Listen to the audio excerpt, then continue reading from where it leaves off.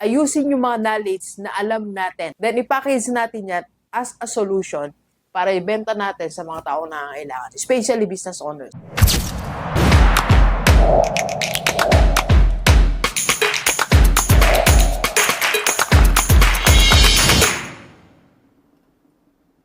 Alam nyo, isang dapat gawin ng mga 50 years old para mabago na yung buhay natin. Ibig sabihin na para mas umunlad na tayo, mas dumaming pera natin, para mas makapaghanda tayo sa future. Yung kasi dapat tingin natin ngayon sa lahat ng mga 50 years old. Ang tingin natin ngayon, pagtanda natin. Yes, tanda natin, nung tayo ay 20, ang tingin natin, hindi naman yung pagtanda natin Nung nasa 20s tayo, ang tingin natin, paano kumita ng pera. Tama?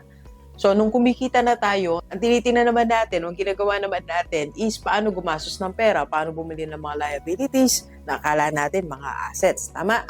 So, hanggang sa inabot tayo ng pagtanda natin. Inabot tayo ng 50 years old, nalimutan natin ang retirement plan natin. So, para makahabol tayo sa retirement plan natin, kailangan makagawa muna tayo ng more money. And to make more money, ang dapat nating gawin is to have power. And to have power, kailangan meron tayong gawin sa mga knowledge natin.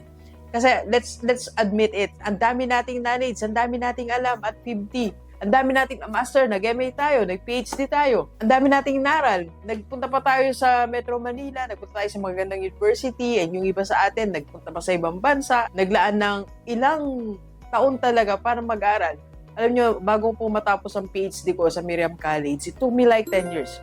Yes, sinabot ako ng 10 years. Yung MA ko naman, nakailang schools ako. Nag-PLM, nag-Aura College, nag-Virgen de los Remedios College. And, saan pa ba? Columban College, yan tayo nag-graduate. So, madami rin po akong inikot. Madami tayong inaral just to have knowledge. So, ang dapat natin gawin, wag na muna tayong mag-aral. Sa mga 50 years old, wag ka nang mag-aral. Ang gawin mo po is to organize your knowledge.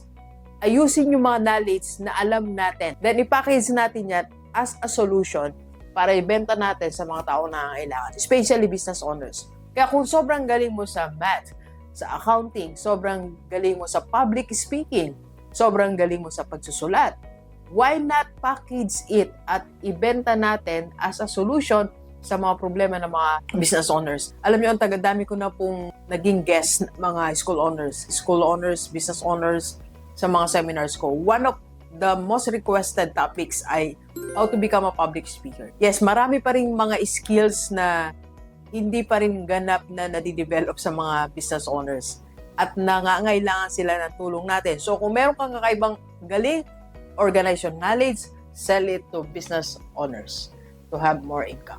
Alright, let's go. Kape tayo. Kape po.